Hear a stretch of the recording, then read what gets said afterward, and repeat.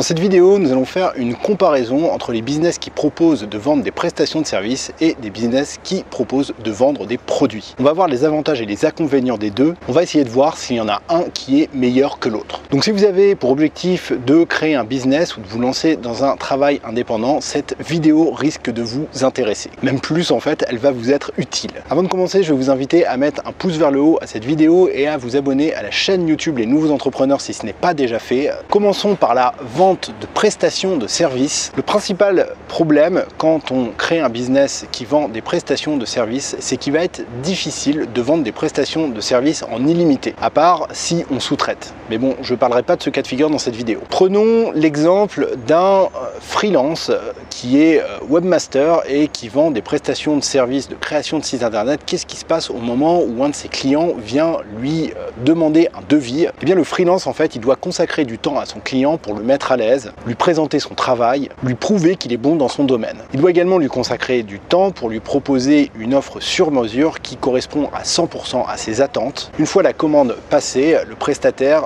doit consacrer du temps à la réalisation de la prestation. En l'occurrence, là, c'est la création d'un site internet. Enfin, une fois que la prestation a été faite, qu'elle a été livrée, le freelance doit de nouveau consacrer du temps à son client pour s'assurer que en fait, il est satisfait du produit qu'il a acheté et également pour l'accompagner dans le temps. Ça, c'est le travail de fidélisation client. Et si vous êtes prestataire de service ou si vous vous lancez dans ce type de business, je vous recommande grandement d'assurer un suivi pour vos clients. Ça les amènera à revenir dans le temps pour vous demander d'autres prestations. Alors, vous voyez, le principal problème, c'est que tout ce temps qui est consacré à un client, il ne peut pas être consacré à un autre client ou à de la prospection. Et donc, tout ça, ça limite considérablement le chiffre d'affaires réalisable de notre freelance. Pour gagner de l'argent, en fait, notre freelance, il est obligé de sacrifier du temps. Il ne peut pas faire autrement. Donc les chances d'un prestataire de service d'avoir du temps libre tout en voyant ses revenus augmenter sont quand même relativement faibles. Maintenant, on va voir les avantages de la vente de prestations de services. Le principal avantage, c'est que c'est facile à mettre en place. Je vais reprendre mon exemple de notre freelance webmaster qui vend de la création de sites web. Qu'est-ce qu'il lui faut pour lancer son business? En fait, il lui faut une compétence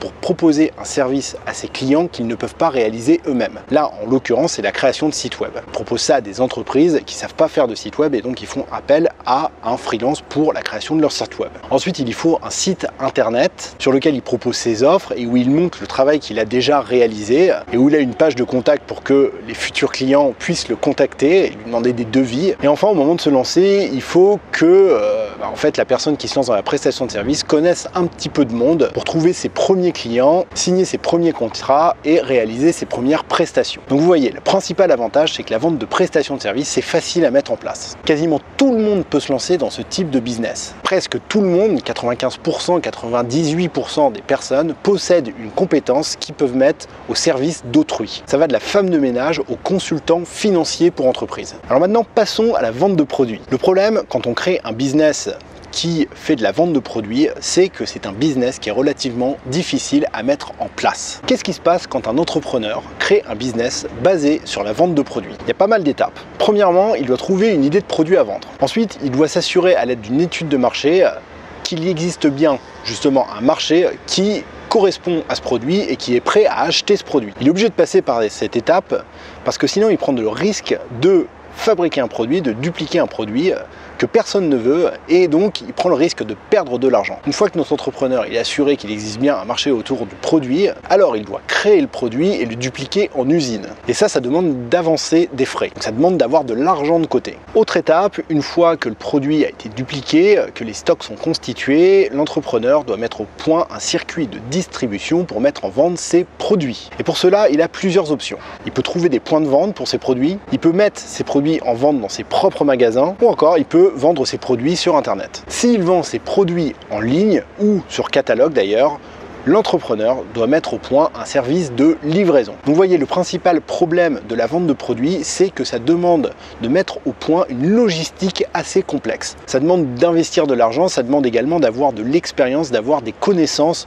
sur le sujet. Mais maintenant, penchons-nous sur les avantages que propose la vente de produits. La vente de produits, ça a pour principal avantage d'être facilement automatisable. Je m'explique. La vente de produits, comme on l'a vu, ça demande certain travail, ça demande une certaine expertise, mais une fois que le produit est créé, une fois que le produit est en vente, une fois que le produit est à disposition du public, et bien en fait l'entrepreneur il n'a plus réellement de rôle à jouer. La vente de produits elle se fera sans lui, elle se fera à l'aide de vendeurs dans les magasins ou alors elle se fera à l'aide d'un site web. Et la livraison des produits qui sont commandés sur internet ou par catalogue comme je vous en ai parlé, et bien la livraison c'est quelque chose qui est facilement externalisable dans une société justement qui propose ce genre de prestation de service. En conséquence, une fois que le produit il est fabriqué, il est dupliqué et qu'il est en rayon, l'entrepreneur en fait il n'a plus qu'à voir son nombre de ventes augmenter et son chiffre d'affaires grandir. L'autre avantage de la vente de produits, c'est que le chiffre d'affaires réalisable est illimité. Si un produit se vend bien et qu'il dégage des bénéfices, alors il peut être dupliqué à l'infini et se vendre à l'infini. Et donc en conséquence, générer un chiffre d'affaires infini. Donc vous voyez, en fonction de vos compétences actuelles et de ce que vous voulez dans la vie, la vente de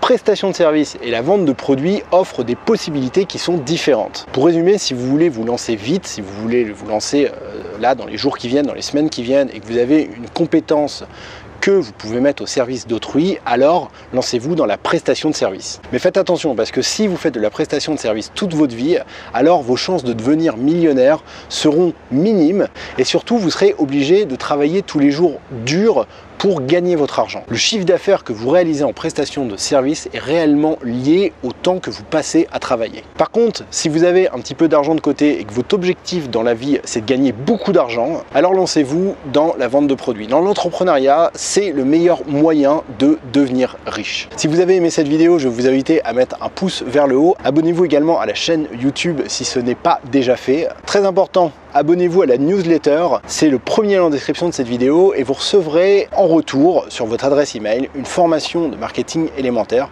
qui va vous permettre tout simplement de trouver des nouveaux clients, de les fidéliser et pourquoi pas d'augmenter votre nombre de ventes. Moi je vous dis à une prochaine vidéo.